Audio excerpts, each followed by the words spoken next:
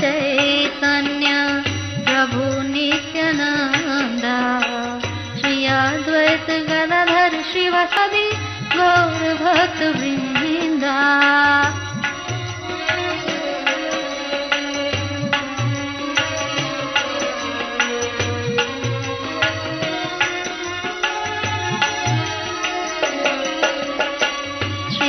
कृष्ण चैतन्य प्रभु नित्यानंद श्री अद्वैत गदाधर शिवासादि गौर भक्त वृंदा।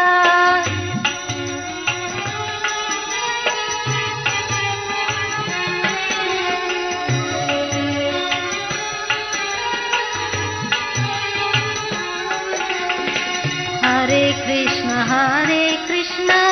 कृष्ण कृष्ण हरे हरे हरे राम हरे राम।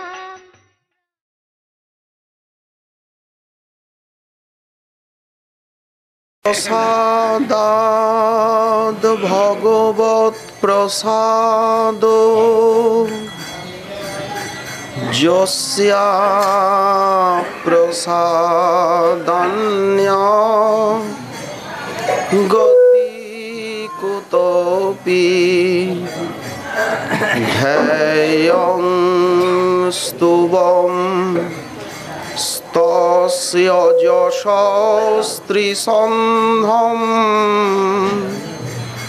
वन्दे गुरो श्रीचरणारविन्दम्। आजानुलम्बित भुजौ कनकावदातो संकीर्तनैकपितरो कमलायताक्षौ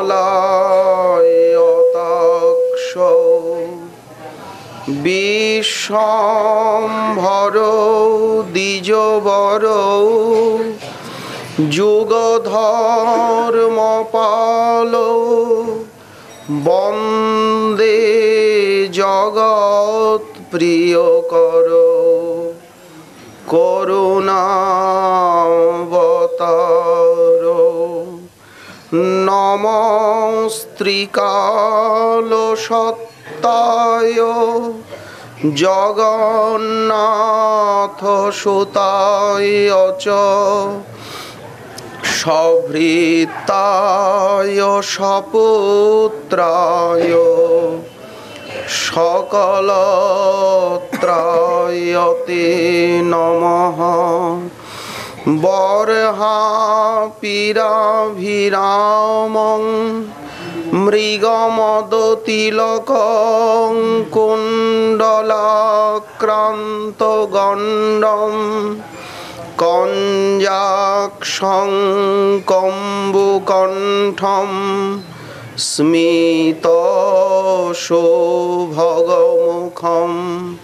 स्वाधरे नस्तवेणुं श्यामं शान्तं त्रिभङ्गं रविकरवसनं भूषितं वैजयन्ता वन्दे वृन्दावनस्थं युवतिशतवृतं ब्रह्मगोपालवेशं तप्तकाञ्चन गौराङ्गी राधे वृन्दावनेश्वरी वृषभानुसुते देवी त्वां नमामि हरिप्रिये।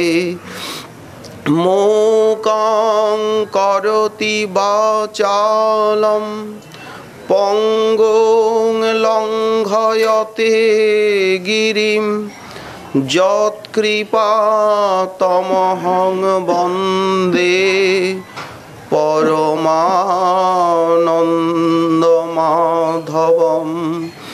বাঞ্ছাকল্পতরুভ্যশ্চ কৃপা সিন্ধুভ্য এব চ পতিতানাং পাবনেভ্যো বৈষ্ণবেভ্যো নমো নমঃ। হরি ভক্তি পরা যে চ হরিনাম পরায়ণা দুর্বৃত্তা বা সুবৃত্তা বা তেষাং নিত্যং নমো নমঃ। নমো ধর্মায় মহতে নমো কৃষ্ণায় বেধসে ব্রাহ্মণেভ্যো নমস্কৃত্য ধর্মাन् বক্ষ্যে সনাতনাन् নারায়ণং নমস্কৃত্য নরং চৈব নরোত্তমং দেবীং সরস্বতীং ব্যাসং ততো জয়মুদীরয়েৎ। জয় রূপ সনাতন ভট্ট রঘুনাথ শ্রীজীব গোপাল ভট্ট দাস রঘুনাথ। এই ছয় গোসাইয়ের করি চরণ বন্দন, যাহা হইতে বিঘ্ন নাশ অভীষ্ট পূরণ। দুর্গমে পথিমেন্ধস্য স্খলৎপাদগতের মোহ সকৃপা যষ্ঠিদানেন সন্ত সন্ত্য বলম বনম। বিধাস্যন নানা লীলা রস রচনয়া আনন্দ ঈশ্বন সভক্তা দৈত্যানিকৈ ভুবমতি তরাং বীতভারাং করিষ্যন মূর্তানন্দ ব্রজপতি গৃহে জাতবৎ প্রাদুরাসীৎ।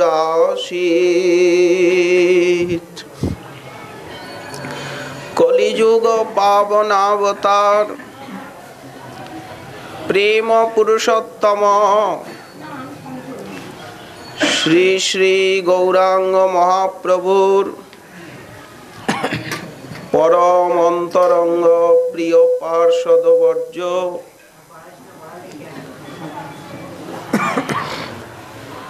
শ্রী শ্রীল কবি কর্ণপুর গোস্বামী চরণ তার শ্রী শ্রীমদ আনন্দ বৃন্দাবন চম্পু গ্রন্থে শ্রীকৃষ্ণ জন্মলীলা বর্ণন প্রসঙ্গে এই অবতার গ্রহণের যে তিনটি প্রধান কারণ তাই বর্ণনা করছেন। আত্মা রামান মধুর চরিতৈর ভক্তি যোগে বিধাস্যন নানা লীলা রসরচনয়া আনন্দ ঈশ্বন সভক্তান দৈত্যানিকৈ ভুবমতি তরাং বীতভারাং করিষ্যন মূর্ত মুক্তানন্দ ব্রজপতি গৃহে জাতবৎ প্রাদুরাসি। যারা আত্মারাম মুনি, তাদেরকে ভক্তি যোগে প্রবর্তিত করবার জন্য আর বিবিধ লীলা রস রচনার দ্বারা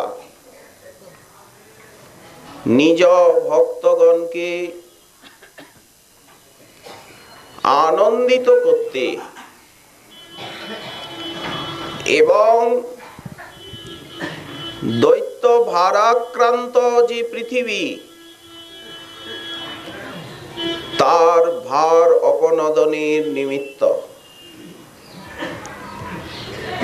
ভগবান তিনি ব্রজপতি শ্রী মহারাজ নন্দের ভবনে ঠিক যেই প্রকার প্রাকৃত বালক জন্ম নেয়, অনুরূপ ভাবে হলেন আবির্ভূত মূর্ত আনন্দ স্বরূপ, যেন মূর্তিমান আনন্দ। এ কথা আমরা শ্রীমদ্ ভাগবতের থেকেই জানতে পাই। যখন কুন্তী দেবী স্তুতি করছেন দ্বারকানাথের, তখন বললেন যে পরমহংসানাম মুনিনাম অমলাত্মনাম ভক্তি যোগ বিধানার্থম কথং পশ্যে মহিস্ত্রিয়। যারা অমলাত্মা মুনি, তাদেরকে ভক্তি যোগে আকর্ষণ করবার নিমিত্ত, তাদের চিত্ত তো নির্মল, কিন্তু তারা যাতে ভক্তি যোগে আকৃষ্ট হতে পারেন, গোবিন্দের ইচ্ছা এটিও একটি। তুমি তাদেরকে ভক্তি যোগী করতে, যারা জ্ঞান যোগী, তোমার এই ভুবন মঙ্গলময় অবতার। কারণ বহু আত্মারাম, যারা আত্মাতে রমণ করেন, যারা লীলানন্দ বা সেবানন্দের আস্বাদন পাননি, গোবিন্দের ইচ্ছা হয় তাদেরকেও তিনি আকর্ষণ করে আর ভক্তি যোগে আনেন। তাই এত মনোহর রূপ প্রকাশ। মদ্ভক্তানাং বিনোদার্থম করোমি বিবিধা ক্রিয়া। আমার ভক্তগণের চিত্ত বিনোদনের জন্য আমি নানা লীলা করি, এইটি মুখ্য উদ্দেশ্য। বাকি দুটি মুখ্য নয়, গৌণ। ভক্তানন্দ বিবর্ধন আর ভক্তের প্রেম সেবা সাধন, সকল লীলারই এই দুইটি মুখ্য উদ্দেশ্য। আরেকটা যে বললেন যে পৃথিবী অতিশয় ভারাক্রান্ত হয়েছিলেন, সেটা তো আনুষঙ্গিক, মুখ্য হেতু নয়। আজ যেন মূর্তিমান আনন্দ স্বরূপ শ্রীকৃষ্ণ তিনি ব্রজরাজ নন্দের ভবনেতে প্রাকৃত বালকের মতো আর জন্মগ্রহণ করলেন। নরবত্তু লীলা কৈবল্যম। তাহলে তার আবির্ভাবের সঙ্গে সঙ্গে হয়ে গেল কি, সেই সুন্দর সুতিকা গৃহ অতি বিচিত্র যেন আনন্দের আগার হয়ে গেল। জাগতিক সন্তানের সুতিকা গৃহের মতো নয়, সেটি হয়ে গেল এক অপূর্ব আনন্দ নিকেতন। যোগমায়া, যিনি শ্রীকৃষ্ণের স্বরূপ শক্তি, যিনি রাসলীলাকালে গোবিন্দের এক বিগ্রহকেই আর অনন্ত রূপে প্রকাশিত করেছিলেন। গোবিন্দ তো একই ছিলেন, কিন্তু রাসবিহার কালে তিনি যেমন অনন্ত রূপে প্রতিভাত হচ্ছিলেন। এটা যোগমায়ারই খেলা। যেমন আর মহিষী বিবাহের কালে একই তো দ্বারকানাথ, কিন্তু 16,100 কন্যার পাণিগ্রহণ একদিনে এক লগ্নে কিভাবে করলেন উনি? এককালে গোবিন্দের বিগ্রহকে যোগমায়া 16,100 রূপে প্রকাশিত করলেন। মহিষী বিবাহে জয়ীছে, জয়ীছে কইলা রাসে, ইহাকে কহিয়ে কৃষ্ণের মুখ্য প্রকাশে। তো আজ যখন সুতিকা গৃহে অবতীর্ণ হয়েছেন, যোগমায়া করলেন কি, সেই যে মণিময় সুতিকা গৃহ, তার গাত্রে গোবিন্দের সেই নবপ্রসূত মূর্তিখানি এমন চমৎকার রূপে চারিদিকে প্রতিবিম্বিত হতে লাগলো, যেন মনে হলো সেই স্নিগ্ধ মধুর প্রতিবিম্বগুলি প্রতিবিম্ব নয়, অর্থাৎ সেই সুতিকা গৃহের ভিত্তি ছিল নানা মণিময়। তো গোবিন্দের বিগ্রহ প্রতিবিম্বিত হচ্ছে মণিতে, সারা দেওয়ালের ভিত্তিতে। তো মনে হচ্ছে একই বিগ্রহ যেন বহুরূপে আর প্রতিবিম্বিত, কিন্তু ওটা প্রতিবিম্ব নয়, যেন বিম্বই। যেন সেই সচ্চিদানন্দময় গুণ বিশিষ্ট তারই এইসব বুহ, কায়ব বুহ। আশ্চর্য হয়ে গেলেন। সেই বিম্ব এবং প্রতিবিম্বের সুষমা সম্পদে কি হলো, সেই সুতিকা সদন যেন প্রফুল্ল কুসুম সমূহের শোভা ভরে পরাজিতা হয়ে আর অপরাজিতা লতা মণ্ডপের মতো শোভা ধারণ করল। নিখিল শোভাকে পরাজিতা করেছে এমন অপরাজিতা লতা মণ্ডপের মতো মনে হলো। কবি কর্ণপুর দৃষ্টান্ত দিচ্ছে। সুতিকা গৃহটাকে কেমন লাগছে এখন? অপরাজিতা কুসুমের মণ্ডপ। অপরাজিতার ফুলগুলি তো নীল, চারিদিকে ফুটে আছে। আর সেই সুতিকা মন্দিরের মণি ভিত্তিতে গোবিন্দের প্রতিবিম্ব চারিদিকে, তাই যেন অপরাজিতার মণ্ডপ। যেন মনে হচ্ছে রমণীয়তার খনিজ স্বরূপ। সূতিকা গৃহের শোভা বর্ণনা করছেন। সেই মূর্তিমান আনন্দ জ্যোতি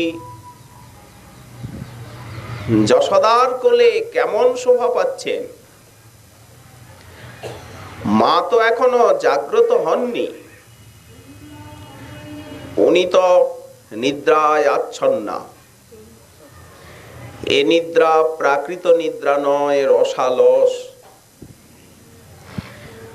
যেন মনে হচ্ছে সেই যশোমতীর শয্যা যেন চিদানন্দ সরোবর, আর গোবিন্দের সেই ছোট্ট মূরতিখানি যেন প্রফুল্ল নীল কমল। যশোদার শয্যারূপী চিদানন্দ সায়রে রসভরে প্রস্ফুটিত যেন নীল কমলের মতো ঢল ঢল শিশুর শোভা। মনে হচ্ছে এখনো ভ্রমর নিচয় এই নীল কমলের মধু পান করতে পারেনি। অনাঘ্রাতং ভৃঙ্গই, এক্ষুনি তো এই নীলকমল প্রস্ফুটিত হয়েছে, এখনো কারো নেত্র ভ্রমর এর সৌন্দর্য মধুকে আস্বাদন করতে পারেনি, অর্থাৎ কেউই দর্শন করেনি। পূর্ব পূর্ব ভক্তগণ তারা নারায়ণের রূপ দর্শন করেছেন, কিন্তু বালকৃষ্ণের এই ছবি আজ কোন ভক্ত আজ পর্যন্ত দেখেননি। এই জন্য কেমন মনে হচ্ছে এই কৃষ্ণ রূপামৃত তাদের অনাস্বাদিত। ভৃঙ্গৈর অনাঘ্রাতম অনাস্বাদিতম। চিরকাল ভক্ত সমাজ নারায়ণের রূপ দেখে অভ্যস্ত। বালকৃষ্ণের এই মুগ্ধ ছটা কেউ কি দেখেছেন? তাই চিরকাল ভক্তগণের দ্বারা অনাস্বাদিত। পবন এই নীলকমলের সৌগন্ধ এখনো হরণ করতে পারেনি, তাই অনপহৃত সৌগন্ধম। যখন কমল প্রস্ফুটিত হয়, পবনের একটা নাম গন্ধবহ, সে গন্ধটা নিয়ে আর চলে যায়। এই যে নীলকমল প্রস্ফুটিত হয়েছে সূতিকা গৃহের শয্যাতে, এর সৌগন্ধ এখনো পবন হরণ করতে পারেনি। পূর্ব পূর্ব মহাকবিশ্বরগণ তারা নারায়ণেরই গুণ বর্ণনা করেছেন, কিন্তু এই যশোদানন্দনের যশগাথা কেউ আজ পর্যন্ত কীর্তন করেননি। কেন? ইনি তো কোনোদিন আসেনি, এক কল্পকাল অতীত হয়ে গেছে। সেই পূর্বকল্পে কৃষ্ণাবতার হয়েছিল, সে কল্পের তো কিচ্ছু আর নেই। কারণ ব্রহ্মা যখন নিদ্রিত হয়ে যান তখন সবকিছু প্রলয় পয়োধিতে মিশে যায়। একমাত্র সেই বিষ্ণুর নাভি কমল থাকে, তাতে উনি নিদ্রিত হন। নাভি কমল বা কি করে থাকে? মহাবিষ্ণুও তো নিদ্রিত হয়ে যান। যখন ব্রহ্মা নিদ্রিত হচ্ছেন সঙ্গে সঙ্গে মহাবিষ্ণু নিদ্রিত হন। কতটা সময় উনি ঘুমান? ব্রহ্মা বললেন এক কল্প। এক কল্প জাগেন 4000 যুগ, আবার 4000 যুগ ঘুমান। মহাবিষ্ণু তখন তো কিচ্ছু নাই। শুধু সৃষ্টি নাই তা নয়, স্মৃতিটাও লুপ্ত হয়ে যায় ব্রহ্মার। এমন মায়ার খেলা, ব্রহ্মা ভুলে যান পূর্বকল্পের সৃষ্টির স্মৃতিটুকু পর্যন্ত। আবার জেগে উঠে তপস্যা করেন, ভগবত দর্শন লাভ করেন। ধীরে ধীরে সেই পূর্বকল্পের স্মৃতিটা তার অন্তরে আসে, তখন সৃষ্টিকার্যে রত হন। তাহলে পূর্বকল্পে যে শ্রীকৃষ্ণাবতার হয়েছিল তার স্মৃতি ব্রহ্মারই নেই, অন্যের কথা। তাই যশোদা তনয়ের যশোগাথা আজ পর্যন্ত কোন কবিশ্বর কীর্তন করেননি। আচ্ছা, প্রাকৃত নীলোৎপল সে তো জলে উৎপন্ন হয়, কিন্তু আজ সূতিকা মন্দিরে যে নীলোৎপল শোভা পাচ্ছে সে তো জলে উৎপন্ন নয়। এমনকি প্রপঞ্চ লোকেও কোনোদিন সে উৎপন্ন হয়নি। তাহলে এই যে নীলকমলের তরঙ্গ, নীলকমলের তরঙ্গের যে কণা নিচয়, যেমন যখন কমল প্রস্ফুটিত হয় সরোবরে, তখন জলতরঙ্গগুলি এসে করে কি, কমলের উপরে পড়ে অনেক সময় বাতাসে। তাতে কমল অনেক সময় কিঞ্চিত ম্লান হয়, কমলটা ফুটে আছে তো। স্রোতের জলে তরঙ্গ এবং সেই বাষ্পকণা এসে কমলের উপরে পড়ে। কিন্তু আজ যে কমল সূতিকা মন্দিরে প্রস্ফুটিত হয়েছে সে কখনো এই জগতের যে প্রপঞ্চ তরঙ্গের কণা নিচয় তার দ্বারা প্রতিহত হয়নি। অর্থাৎ এই মায়িক প্রপঞ্চের অন্তর্গত কোন গুণ এই কমলকে স্পর্শ করতে পারেনি, গুণাতীত। তাই এই কমল অদ্ভুত। কবি কর্ণপুর বলছেন, কেউ দর্শনই করেননি জগতের নীলকমল কেমন, মানুষ তা জানে। কেউ না জানুক, ব্রহ্মা তো জানেনি, কারণ তিনি বিধাতা। কিন্তু এই নীলকমলকে কেউ ইতিপূর্বে দেখেনি, সৃষ্টিকর্তা ব্রহ্মাও নয়। মাধুর্য ক্ষণে ক্ষণে ক্ষণে ক্ষণে বৃদ্ধি হচ্ছে। আমার মাধুর্য নিত্য নব নব হয়। এই জগতে যে কমল বিকশিত হয়, ধীরে ধীরে ধীরে ধীরে সেই কমলের সৌন্দর্য, সৌগন্ধ, সৌকমল্য এগুলি হ্রাস পেতে থাকে। কমলটা কতক্ষণ আর সুন্দর থাকবে? ধীরে ধীরে তো হ্রাস পাবে, শুকাবে, ঝরে পড়বে। কিন্তু এ কমলের মাধুর্য ক্ষণে ক্ষণে উল্লসিত হচ্ছে, তাই অতিশয় অপূর্ব। এখন সেই কালে সূতিকা গৃহে যারা ছিলেন ধাত্রী, যোগমায়ার এমন ইচ্ছা যে তারাও নিদ্রিতা হয়ে গেছে। বসুদেব মহাশয় এলেন, তারপরে তিনি যে নিজ পুত্রকে রাখলেন যশোদা তনয়ের উপরে, দুয়ে মিলে গেল। তখন বাসুদেবের যে শঙ্খচক্র গদা পদ্ম ছিল, বলুন তো সেগুলো কোথায় গেল? বসুদেব মহাশয় যে বাসুদেব কৃষ্ণকে নিয়ে এলেন, তিনি তো শঙ্খচক্র গদা পদ্মধারী, তার আয়ুধ গেল কোথায়? আয়ুধগুলি গেল কোথায়?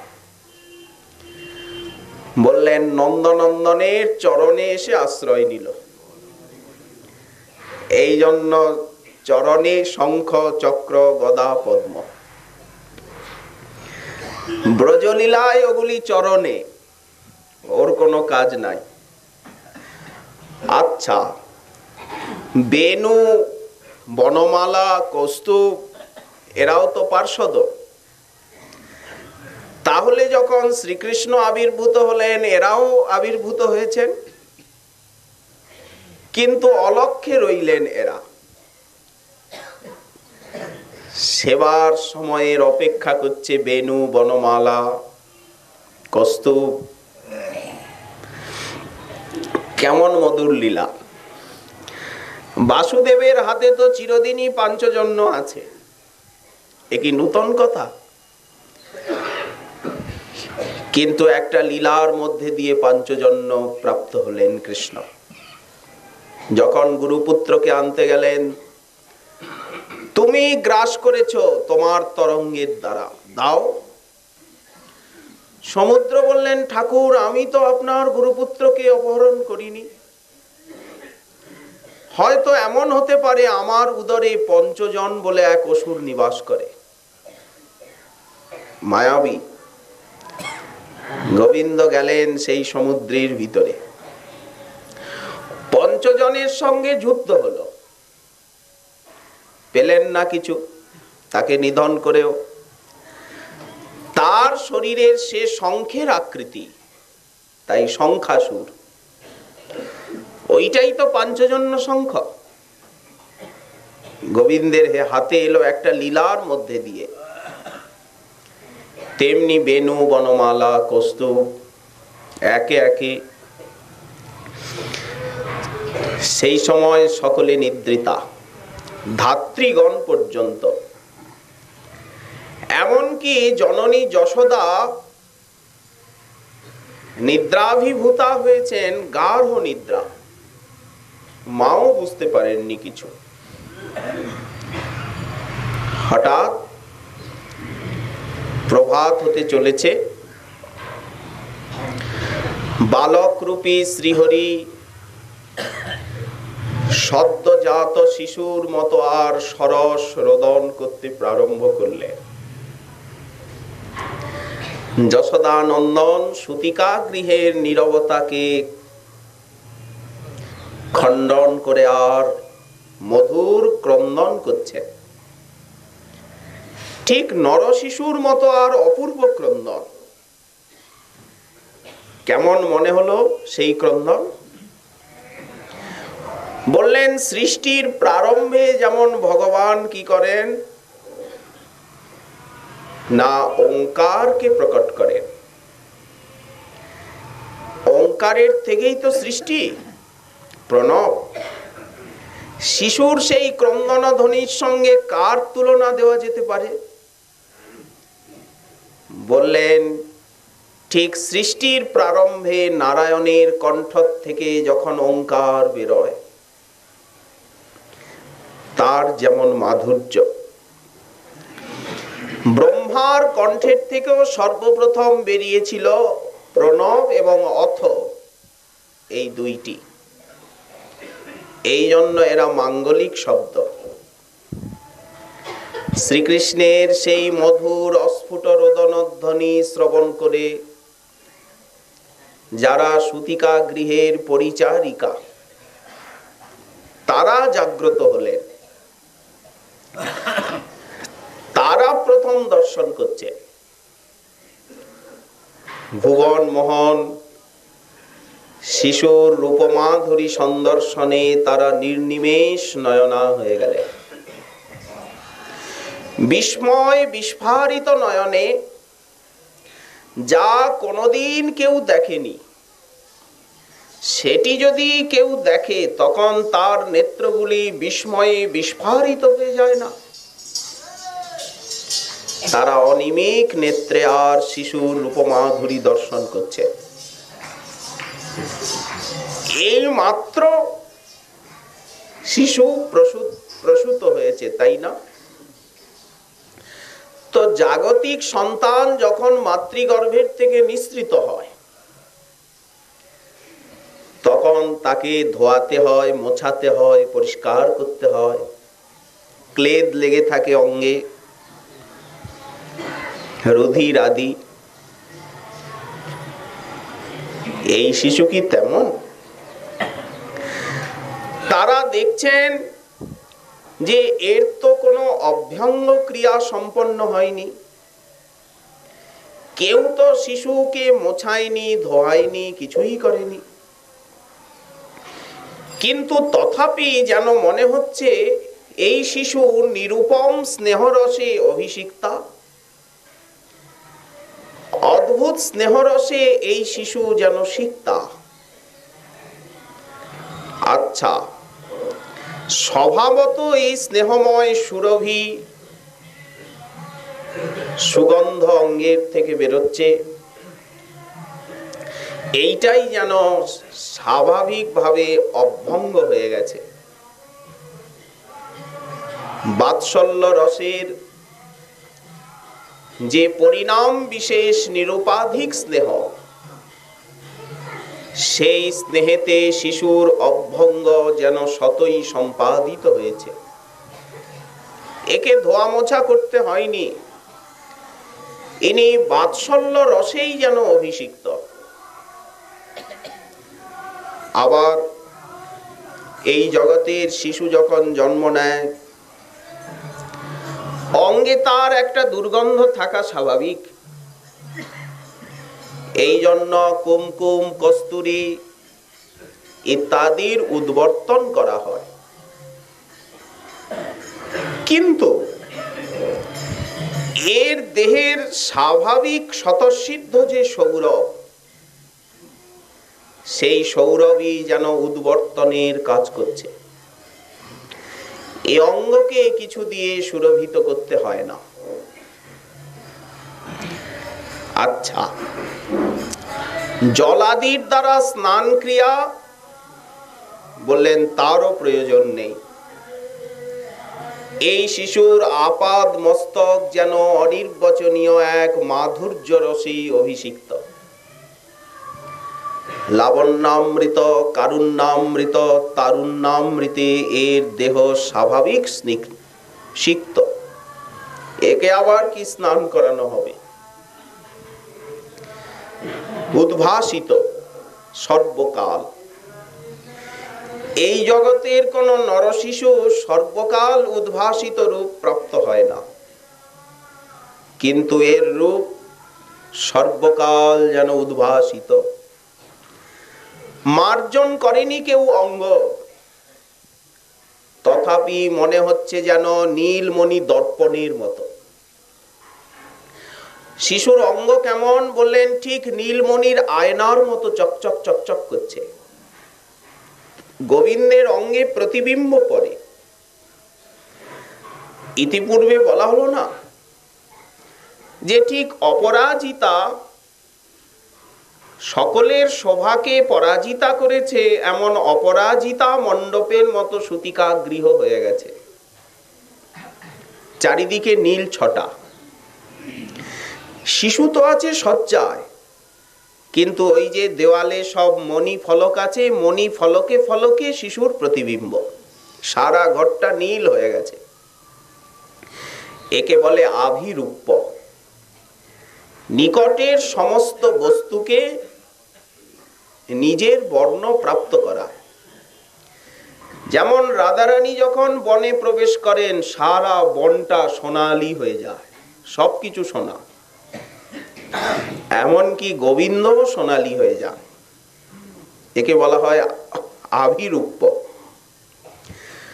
যখন উনি পৃথিবীতে চরণ বিন্যাস করেন, সারা পৃথিবী অরুণিম হয়ে যায়, লাল টুকটুক করছে পৃথিবী। অরুণীকৃত ভূতলা, যেন কেউ রাশি রাশি আবির ঢেলে দিয়েছে, অথবা উদীয়মান সূর্যের কিরণ যেন পৃথিবীতে খেলা করছে।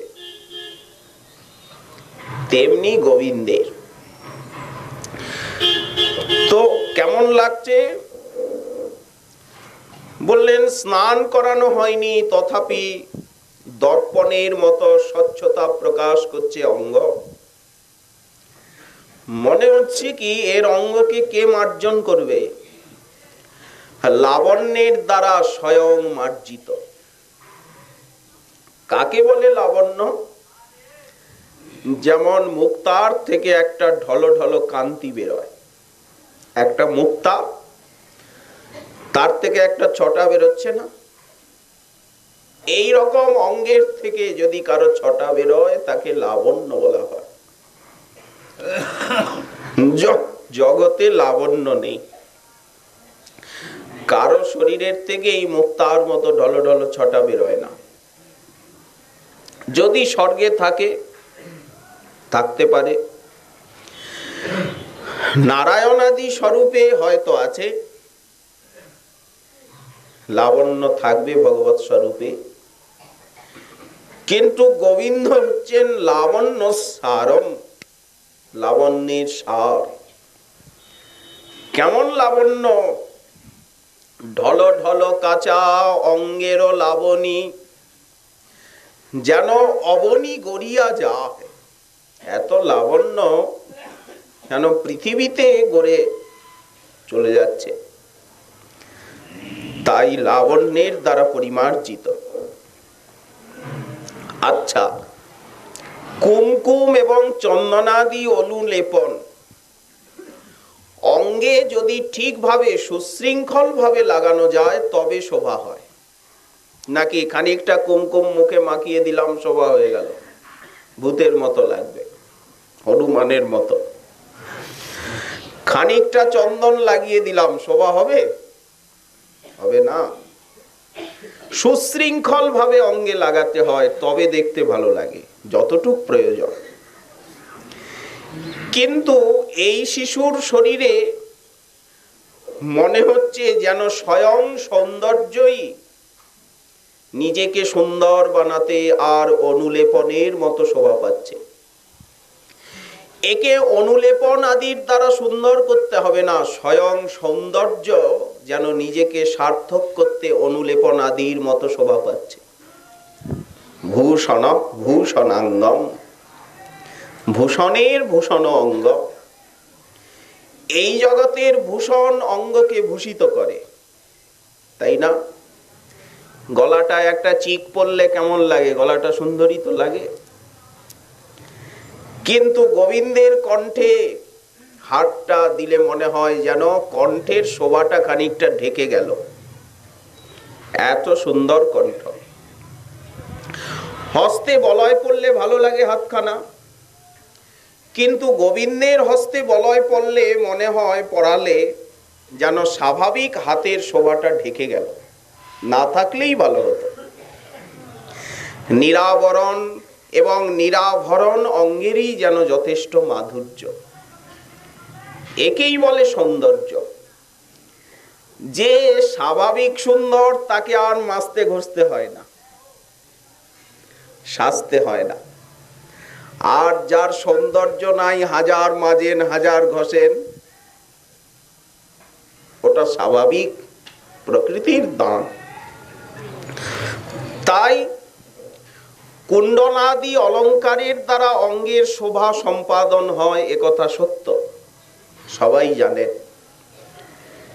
কিন্তু মনে হচ্ছে ত্রৈলোক্যের সমগ্র শোভা সম্ভার যেন এই শিশুর ভূষণ হয়েছে। সূতিকা গৃহের অধিষ্ঠাত্রী দেবী যেন স্বয়ং মূর্তিমতী হয়ে, আর সূতিকা গৃহে যে প্রদীপগুলি জ্বলছে না,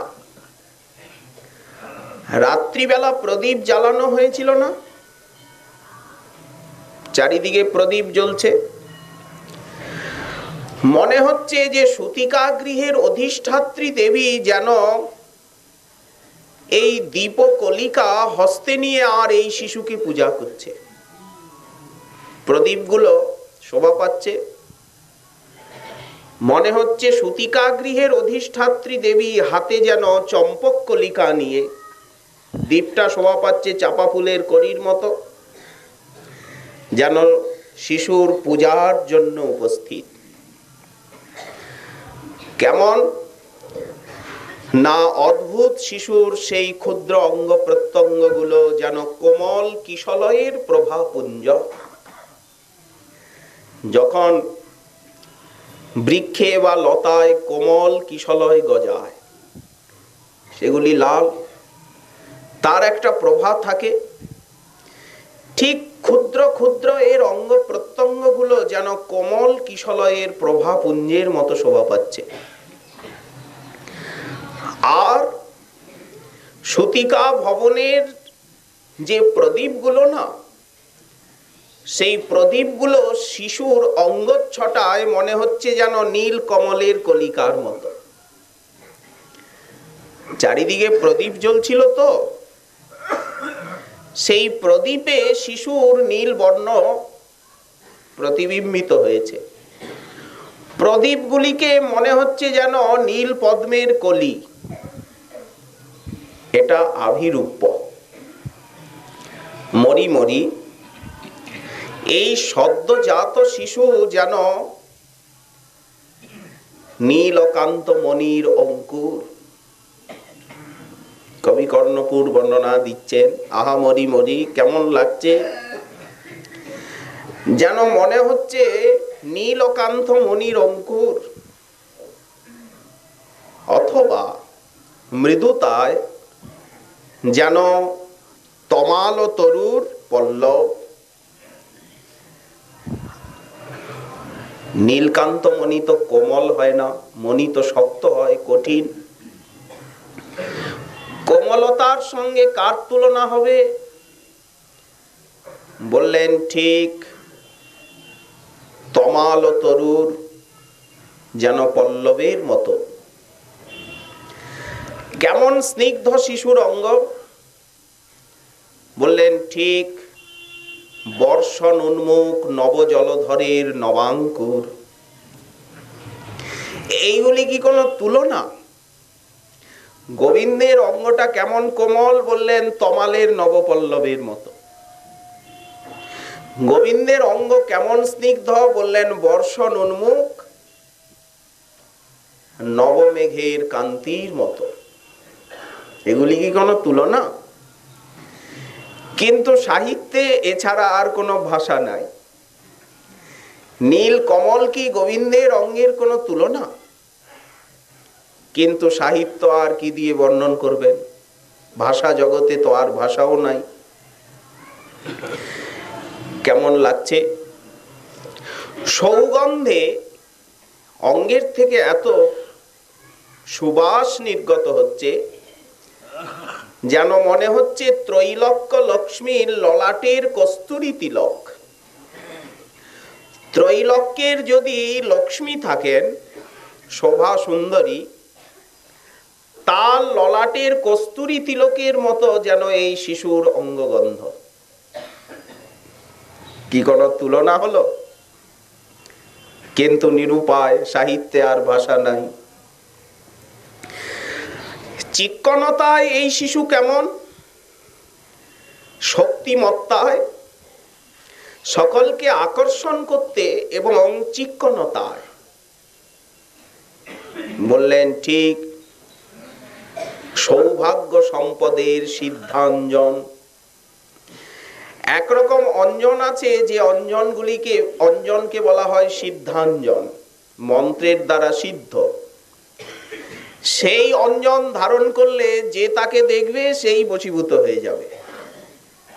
যেমন বশীকরণ আছে না, মারণ, উচাটন, সম্মোহন, বশীকরণ তন্ত্রে।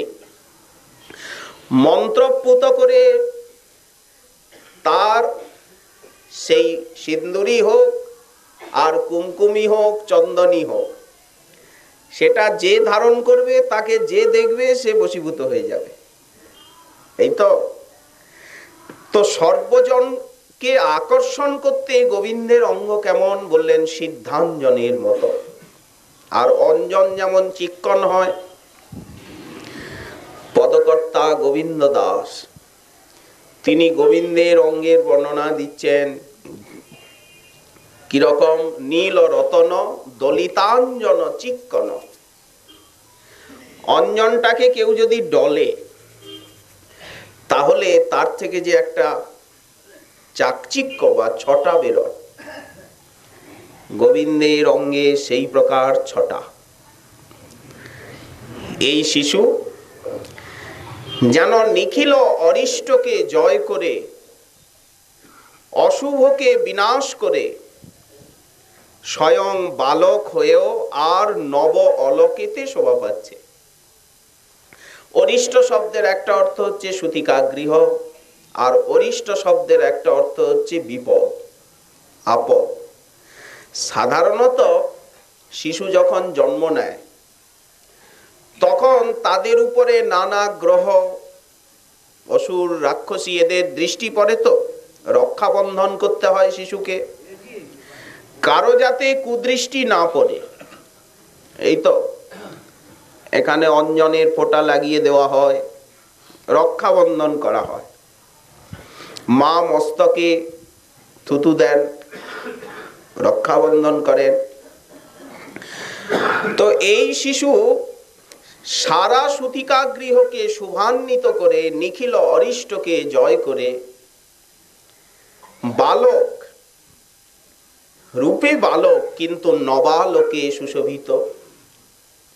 নব অলক, অলক বলতে চূর্ণ কুন্তল, আর মৃদুমধুর সেই করাঙ্গুলি। হাতটাকে তো মুঠ করে আছেন না, শিশু হাত দুটোকে মুঠ করে থাকে। কেন মুঠ করে আছেন? বলছেন ওই যে হস্তে মৎস্য, অঙ্কুশ এইসব চিহ্ন আছে। হস্তে গোবিন্দের দুই হাতেতেই নানা রকম চিহ্ন আছে, মৎস্য, অঙ্কুশ আদি। সেই সকল চিহ্নকে গোপন করবার জন্যই যেন শিশু হাত দুটো মুঠ করে আছে। চিহ্নগুলো রয়েছে তো, কেমন ছোট্ট ছোট্ট অঙ্গুলি, নখপংক্তি, আর ছোট্ট হাতখানা মুষ্টিবদ্ধ করে আর নিমিলিত নয়নে উত্তান ভাবে শয়ন করে আছে। এদিকে হলো কি, মহিলাগণের আনন্দ কোলাহলে সূতিকা ভবন মুখরিত হয়ে উঠল। সেই আনন্দ ধ্বনি শ্রবণ করে জননী যশোদা জাগরিতা হলেন। সকাল হয়েছে, মৃদুমন্দ সেই যমুনার জলকণা বাহী সমীরণ প্রবাহিত হচ্ছে। কলকণ্ঠ বিহঙ্গমকুলের কাকলি, পূর্বাশায় সূর্যদেব যেন উদিত হতে যাচ্ছেন। তার সেই আরক্তিম কিরণালোকে গোকুল হয়েছে উদ্ভাসিত। এমন মধুময় পরিবেশ, সুপ্রভাত।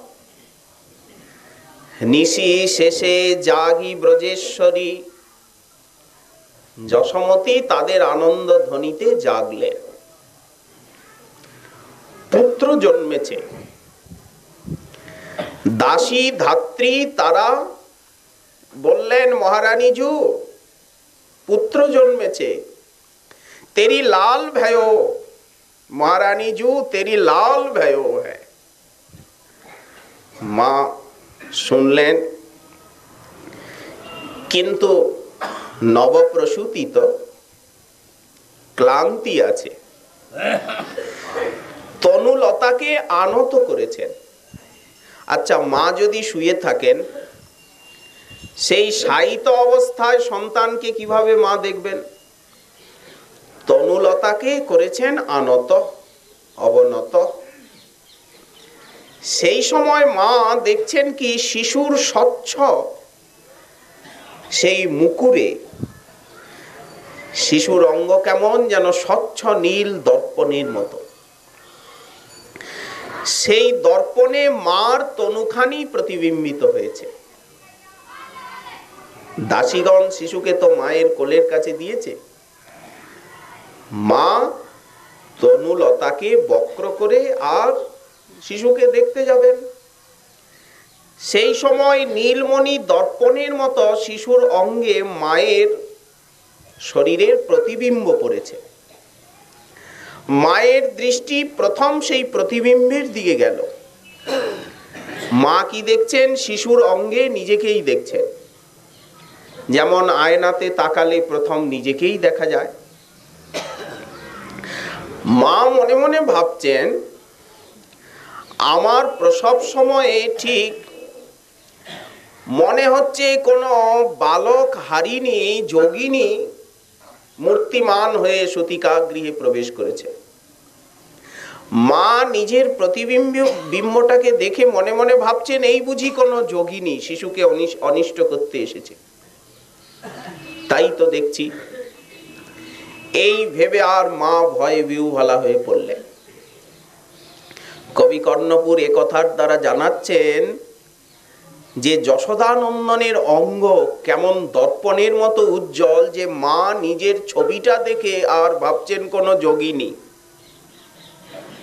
শিশুকে অনিষ্ট করতে আর সতিকা গৃহে প্রবেশ করেছে।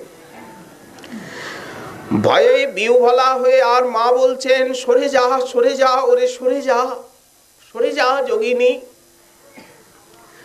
মা নৃসিংহ নাম স্মরণ করছেন।